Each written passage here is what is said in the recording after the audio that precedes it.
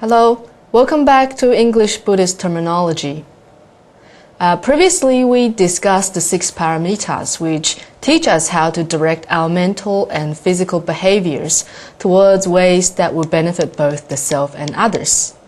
And today, we will discuss the 4 ways which Buddhism has taught us in bringing harmony to this world, and also transfer of merit, a way to share the good we have accumulated with the rest of the sentient beings.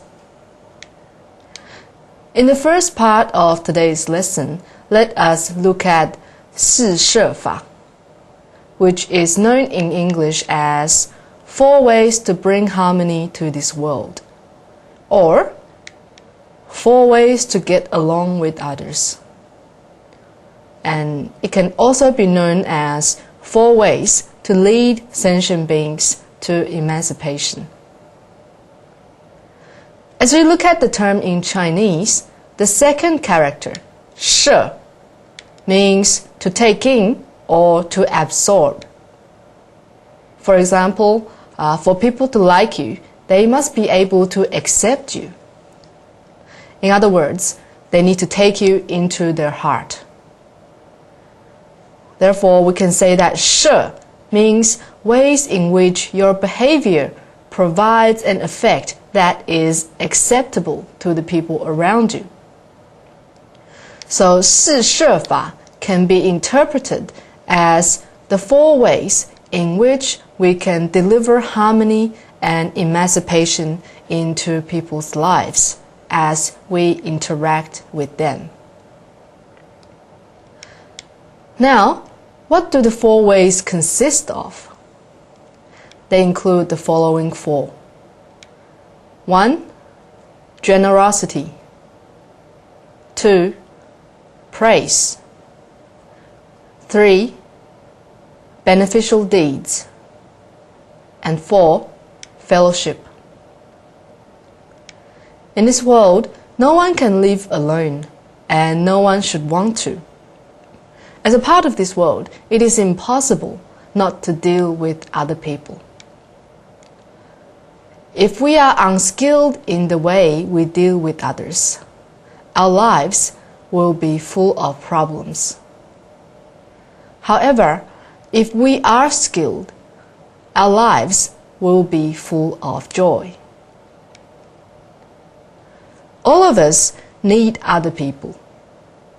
We need to engage in healthy and productive relations with others.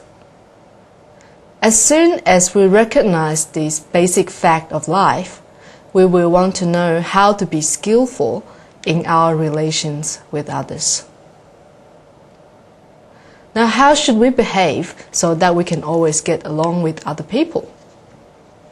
Or what should we do to promote both our own growth and the growth of others at the same time?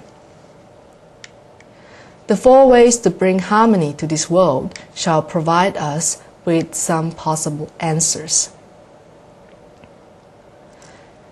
Let's first look at generosity. The first of the 4 ways is generosity, which means compassion in action. Since true compassion seeks only the well-being of others, all acts of generosity should be directed towards increasing the well-being of others. It is an excellent indicator of whether we are truly practicing Buddhism or not. You may be a great philosopher and very knowledgeable about Buddhist texts and Buddhist history, but if you're not being generous with your life, then you're not really practicing Buddhism. If you have not yet learned how to give, you will not have the capacity to fully appreciate the depth of the Buddha's teachings. Generosity is an active and positive energy directed towards another person in such a way that the person will feel joy or gain in wisdom. When we're generous, we learn how to be unattached to our possessions or our beliefs. And we provide others with an example of human behavior that is not founded on greed. Once there was a poor girl who was so poor that she had to beg on the streets to make a living. But as she saw all the rich people going into temples making offerings of light and lamps, she sold her hair, which was pretty much her only possession, and with the little money she had raised from selling the hair, she bought a small lamp and offered it to the Buddha. It does not matter that the lamp was small and insignificant. It was her mind that actually resulted in great merits. Therefore, when we practice generosity, this is something which we need to bear in mind. It is what comes from our heart that counts, not merely with the material goods that we have to offer. Now, different forms of Buddhist generosity have been discussed. For example, we can be generous with our possessions, our time, our emotion, our talents, our wisdom, and our joy. As Buddhists, we should never be afraid of being generous. Once we begin to pay attention to this subject, we will find that every day we are presented with many opportunities to be generous in some way or another. The different kinds of generosity has been recorded in the Buddhist sutras, and they include the following. First of all, there is material generosity. And this could be giving in the form of a gift, a book, food, and so on. By giving material goods to others, we give them joy and comfort. In the highest sense, our generosity should be a gift of kindness that nurtures the moral nature of others, as it shows them very simply that we care about them. The second type of generosity is Dharma generosity. As the saying goes, the gift of Dharma excels all other forms of gift. Only the Dharma can give others the means to stand on their own and truly understand life in this world. Whenever we speak about the Dharma, teach it or encourage others in it, we are giving the highest gift of all. And thirdly, there is also emotional generosity, which is also known as generosity of fearlessness. When we give others fearlessness, this means we are taking away their fears. When we are generous with our time and our emotions, we help others overcome the hardships of life. Our laughter will help them endure. Our kindness will keep them from fear. And our sensitivity will help them realize the oneness of all sentient beings. Guang Bodhisattva is also called the Giver of Fearlessness.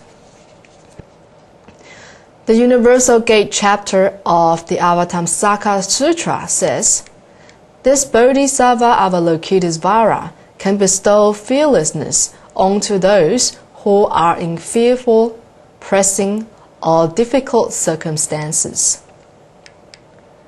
Avalokitesvara Bodhisattva is known for his response to those who call out to him for help. Therefore, many people have developed an immediate response by calling out to Guang Bodhisattva whenever they are afraid. The Upasakashila Sutra says that one who is frequently generous will gain 5 benefits. First, he will never be far from the wise. Second, sentient beings will take delight in his presence. Third, he will not be afraid to be in large groups of people. And fourth, he will gain a good reputation. And fifth, he will increase his understanding of the Bodhi mind. As we have discussed the significance of generosity, what we need to do now is to think about the following question. To whom should we be generous? First of all, we should be generous to people who are suffering. As learners of the Buddha's way, we should always endeavor to help those who are suffering. Secondly, we should also be generous to people who have been kind to us. We should repay in abundance the kindness shown to us by our parents, our teachers, and our elders. Just like the Chinese saying tells us, to repay the kindness of a water drop with a full fountain. 滴水之恩，涌泉以报. And thirdly, we should be generous to the Buddha, the Dharma, and the Sangha, which is the Triple Gem. All offerings and respect shown towards the Triple Gem will bring unlimited merits and benefit to all of us. What's more, we should also be generous to wrongdoers. We should never abandon people who have done wrong. But we must be able to help them the right way once our help is needed. Any help offered in the wrong way will mean that we are but causing harm and trouble.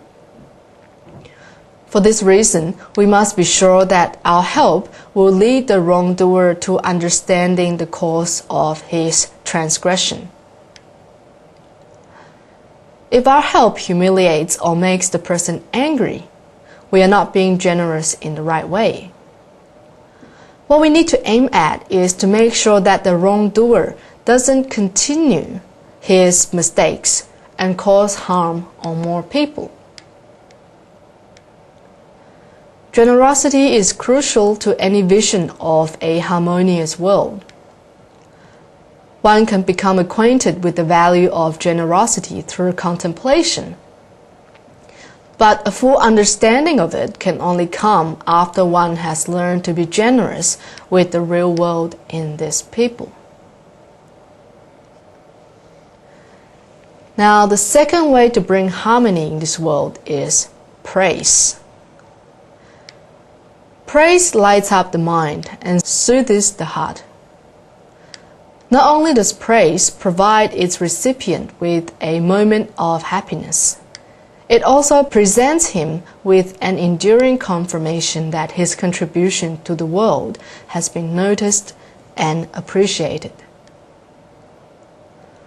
All of us are social beings. We cannot live happily without the affection and respect of our fellow humans. When we give praise or encouragement to another, we strengthen the social bond between us, and we empower that person to reach out beyond himself to yet others who surely also need the solace of friendship and the knowledge that others need them. We also need to remember that praise is the opposite of insult. Encouragement is the opposite of negative urge to undermine or harm others in the mistaken belief that their pain can ever be our joy. Just as we learn to be generous, so we must learn to praise and encourage others. Never hold back a word that is kind, and never be stinting with warmth and encouragement. When you encourage others, you begin to mingle your energy with the great transcendent energy that inspires and moves all the bodhisattvas and Buddhas in the universe. The Maharatnakuta Sutra says that encouraging language is language that is born in a joyful mind, and in a mind that is not defiled by selfish distinctions.